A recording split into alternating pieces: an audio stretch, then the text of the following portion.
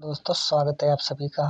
हम लोगों की पहले की क्लासों में हम लोग पढ़ चुके हैं आर्टिकल, जिसके अंतर्गत सीखा था ए एन और इसी के साथ ही दा का प्रयोग कब कहाँ किस तरीके से होता है। शुरू से लेके अंत तक सारी चीज़ें हम लोगों ने आर्टिकल के बारे में सीखी। अब बारी आ गई है एक्टिव वॉइस और पैसिव वॉइस विशेष वांग कक्षा 10, कक्षा 12 यानी हाई स्कूल एंड इंटरमीडिएट दोनों एग्ज़ाम्स के साथ ही साथ एसएससी के लिए फेवरेट एक्टिव वॉइस और पैसिव वॉइस मानी जाती है। लेकिन कुछ छात्रों ने मुझसे कहा कि सर इसको बेसिक से पढ़ाइए, तो उसका बेसिक लेके हम लोग आ चुके हैं। आज के बाद टेंस और पैसिव इसको रिलेट करके हम लोग पढ़ने की कोशिश करेंगे। तो किस तरीके से रिलेट करते हैं, सबसे पहले हम लोग टेंस के बारे में थोड़ी सी बेसिक जानकारी इकट्ठा कर लेते हैं। उसके बाद में हम लोग सीखेंगे पैसिव वॉइस और एक्टिव वॉइस, एक्टिव वॉइस को पैसिव वॉइस और पैसिव वॉइस को एक्टिव वॉइस में किस प्रकार से बदलते हैं। तो आइए शुरू करते हैं आज का वीडियो। सबसे पहले टेंस की बात करें तो टेंस कितने प्रकार के होते हैं आप सभी जानते हैं। टेंस 3 प्रकार के होते हैं। Number 1 present, number 2 past, future. कितने होते हैं? प्रेजेंट, पास्ट और फ्यूचर। तो 3 प्रकार के टेंस होते हैं, प्रेजेंट, पास्ट और फ्यूचर। इन सभी के 4 रूप भी होते हैं। किसके? प्रेजेंट टेंस के भी 4 रूप होते हैं और फ्यूचर टेंस के भी 4 रूप होते हैं और पास्ट टेंस के भी 4 रूप होते हैं। तो कौन से रूप होते हैं वे 4? आइए हम लोग जानने की कोशिश करेंगे। तो प्रेजेंट टेंस के 4 रूप होते हैं। Present indefinite tense, present continuous tense, present perfect tense और प्रेजेंट परफेक्ट कंटीन्यूअस टेंस। ये इन टेंसों के 4 रूप होते हैं। इसी प्रकार से हम लोग देखेंगे फ्यूचर टेंस के बारे में भी। फ्यूचर टेंस के भी 4 रूप होते हैं, future indefinite tense, future continuous tense, future perfect tense और फ्यूचर परफेक्ट कंटीन्यूअस टेंस। इसी प्रकार हम लोग पास्ट के बारे में भी देखते हैं। Past indefinite tense, past perfect tense, past continuous tense और पास्ट परफेक्ट टेंस, और चौथा आता है पास्ट परफेक्ट कंटीन्यूअस टेंस।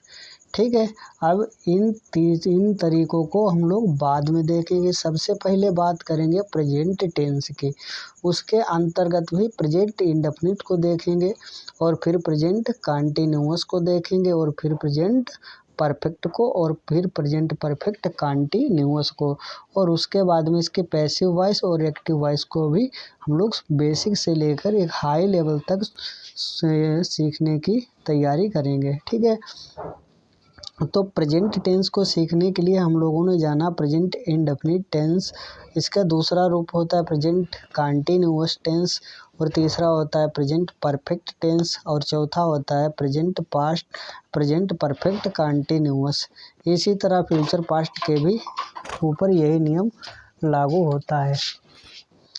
तो आइए चलते हैं। आज हम लोग प्रेजेंट इंडेफिनिट के वाक्य बनाना सीखेंगे, साथ ही साथ पैसिव वॉइस किस तरह बनते हैं ये भी सीखेंगे। प्रेजेंट इंडेफिनिट टेंस की पहचान क्या होती है? इस टेंस के अंत में जो इस टेंस के वाक्य होते हैं, इनके अंत में क्या आता है? ता है, ती है, ते हैं आदि शब्द आ जाए तो आप लोग समझ जाएंगे ये प्रेजेंट इंडेफिनिट टेंस है। इसके अंत में क्या आएगा? ता है, ती है, ते हैं आदि शब्द आते हैं तो आप लोग जानेंगे प्रेजेंट इंडेफिनिट टेंस है। और बनाने के नियम क्या होते हैं, किस तरीके से इसकी पहचान लगाई जाती है। एक वचन कर्ता जैसे ही, सी, इट, राम, सीता, गीता, संगीता, किसी कोई भी आए, एक वचन कहें तो सिंगुलर नाउन। एक वचनकर्ता के साथ हम लोग क्या करते हैं? वर्ब की फर्स्ट फॉर्म के अंत में यस अथवा ईएस जोड़ देते हैं। क्या जोड़ देते हैं? यस अथवा ईएस जोड़ देते हैं। अब आइए जानेंगे प्लूरल नाउन के साथ क्या करेंगे। बहुवचनकर्ता के साथ, बहुवचनकर्ता होता क्या है? एक से ज़्यादा लोगों का समूह बहुवचन कहलाता है। जैसे यो, वी, दे। वर्ब की फर्स्ट फॉर्म आती है। अब किस तरीके से इसके वाक्य बनाए जाते हैं, आइए हम लोग एग्जाम्पल्स के द्वारा समझते हैं। राम घर जाता है। ठीक है, तो लास्ट में क्या आया, ताहे, तीहे, तेहे, आज शब्द निकलते हैं। तो आइए हम लोग जानते हैं प्रेजेंट इंडेफिनिट टेंस की बात हो रही है। तो पहला क्या वाक्य आया, राम घर जाता है। ठीक है, तो इसकी हम लोग किस प्रकार से बनाएंगे। सबसे पहले लिखेंगे कर्ता, जिसे हम लोग सब्जेक्ट कहते हैं। राम कहाँ जाता है, राम घर जाता है। राम किस वचन के अंतर्गत आया, राम एक वचन कर्ता के साथ आया है। ठीक है, तो राम की स्पेलिंग क्या होगी, राम कहाँ जाता है, राम घर जाता है। और एक वचन है, एक वचन कर्ता के साथ क्या लिखेंगे, गो, एस अथवा ई एस का प्रयोग किया जाता है। गोस टू कहाँ जाता है, होम, घर जाता है।